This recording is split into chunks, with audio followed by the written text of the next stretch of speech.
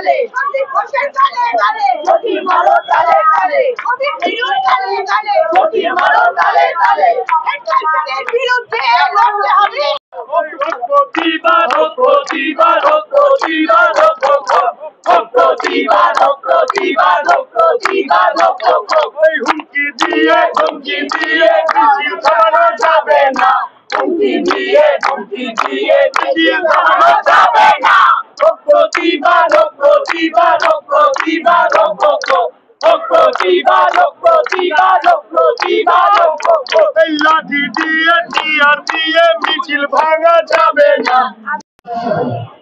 নতুন বছর দিচ্ছে ডাক, অভয়া বিচার পাক। ঠিক এখানে দাঁড়িয়ে এই স্লোগানের উপরে ভিত্তি করে আজকে যে রাতের অবস্থান এবং তার সঙ্গে কোর্ট 18 তারিখে যে রায় জানাচ্ছে, দুটোর সমন্বয় রেখে কি বলতে চাইবেন? 9ই আগস্টে যে নারকীয় ঘটনা ঘটেছিল আরজি করে, আজকে 5 মাস শেষ হচ্ছে। আমরা প্রত্যেকেই সেই দিনটা কখনোই ভোলার নয়। সেই আমরা বারবার বলেছি শোক নয় দ্রোহ, সেই দ্রোহের আগুন, প্রতিবাদের আগুনকে জ্বালিয়ে রাখা। সেই জন্যই আজকে কলেজ স্কোয়ার থেকে শ্যামবাজার অব্দি মহামিছিল এবং আজকে রাতের অবস্থান আমরা করব সারা রাত ব্যাপী। সেই সাথে এই যে 18 তারিখ যে বিচার হবে বলে যে কথাটা বলছেন, যে ট্রায়ালের বিচার পাওয়া যাবে, সেটা শিয়ালদা কোর্টে যে ট্রায়াল চলছিল তার বিচার, যেখানে সিবিআই যে প্রাথমিক চার্জশিট, সেখানে একা সঞ্জয় রায়কে দোষী সাব্যস্ত করা হয়েছে। হ্যাঁ, অবশ্যই তার বিরুদ্ধে বায়োলজিক্যাল এভিডেন্স রয়েছে, সেই ইনভলভ, তার শাস্তি হোক, এটা নিয়ে কোনো সন্দেহ নেই।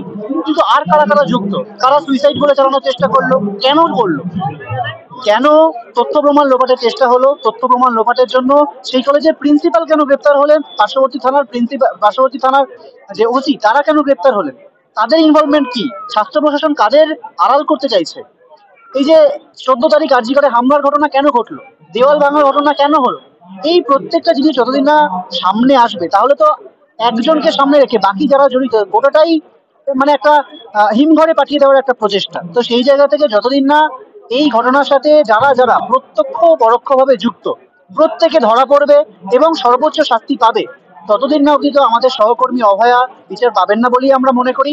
শুধু অভয়া নয়, আমরা মানে যারা সাধারণ মানুষ, আমরা জুনিয়র ডাক্তার, সিনিয়র ডাক্তার, সাধারণ মানুষ, পশ্চিমবাংলার মানুষ, গোটা ভারতের মানুষ যে তাকিয়েছিলেন বিচারের জন্য, তা কিন্তু নির্দিষ্ট দিকে ধাবিত হবে না। কর্মস্থল কতটা সুরক্ষিত কি মনে করছেন এখনো 5 মাস পরেও? দেখুন, নতুন করে খুব আলাদা চেঞ্জ হয়েছে এটা তো নয়। হ্যাঁ, কিছু সিসিটিভি বসেছে, কিছু রেস্টরুমের ব্যবস্থা হয়েছে, কিন্তু এই যে যারা এই ঘটনা ঘটালো, আজকে যারা এই ঘটনা ঘটালো তাদের অনেকেই তো হয়তো ফ্রিলি ঘুরছে বাইরে। তো সেই জায়গায় কর্মস্থল সুরক্ষিত, এবং শুধু এটা আরজি করার ঘটনা নয়, এই যে সিন্ডিকেট রাজ, এই যে সন্দীপ বাহিনীর গ্যাং, তারা তো প্রত্যেক কলেজে সক্রিয়, তারা বাইরে রয়েছে, এবং যত দিন যাচ্ছে প্রশাসনের সরাসরি মদতে তারা আবার দাঁত নখ বের করছে।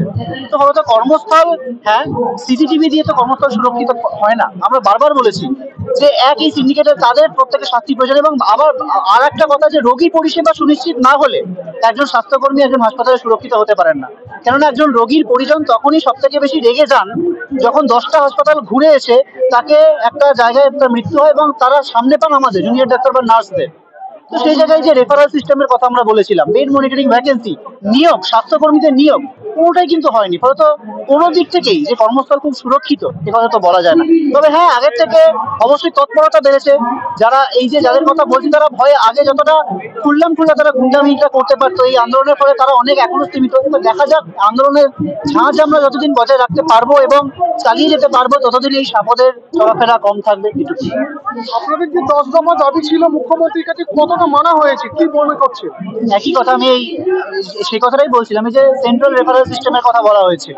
কোথায় আপনার মিডিয়া বন্ধু, আপনার হাসপাতালগুলোতে যান, খোঁজ করুন, বেড মনিটরিং ভ্যাকেন্সি সব জায়গায় কালো হয়ে পড়ে রয়েছে। এই যে নিয়োগের কথা বলা হয়েছিল, এখন সেই নিয়োগ তো দূরের কথা, আমরা দেখছি এখন ধর্মতলায় ওদের শিক্ষকরা, যারা যোগ্য শিক্ষক, তারা ধরনের মানে আমাদের দাবি তো দূরের কথা, যারা চাকরি পেয়েছিলেন, নিয়োগ হয়েছিল, তাদের অবধি মানে অন্যায্য কারণে তাদের নিয়োগ বাতিল হয়ে যাচ্ছে। তো ফলত কোনো দাবি, হ্যাঁ অবশ্যই সিসিটিভি রেস্টরুম বহু জায়গায় তৈরি হয়েছে, আগের থেকে বেটার, এই স্পেসিফিক দাবিটার কথা বলেন, কিন্তু শুধু সেটুকু দিতে হয় না। আমাদের 10 দফা দাবি অনেক কথা, যে স্বাস্থ্য ক্ষেত্রে দুর্নীতি, তার দায় নিয়ে যে স্বাস্থ্য সচিব, তার অপসারণ চেয়েছিলাম আমরা, স্বাস্থ্য মন্ত্রককে দায় নিতে বলা হয়েছিল, কোথায় সেই দুর্নীতির মামলা? এখনো বিষবাও চলে, এখনো সেই দুর্নীতির মামলায় সন্দীপ ঘোষ এবং আশিস পান্ডে, যে তৃণমূল কংগ্রেসের ছাত্র পরিষদের ছাত্র নেতা আর্জি করেন, তাদের বিরুদ্ধে কোনো এনওসি দেয়নি এখনো রাজ্য প্রশাসন। তো ফলত কিভাবে আমরা বলতে পারি যে আদৌ সেই দাবিগুলো মানা হয়েছে? বেশিরভাগই আইওয়াশ করা হয়েছে বলেই আমরা মনে করি।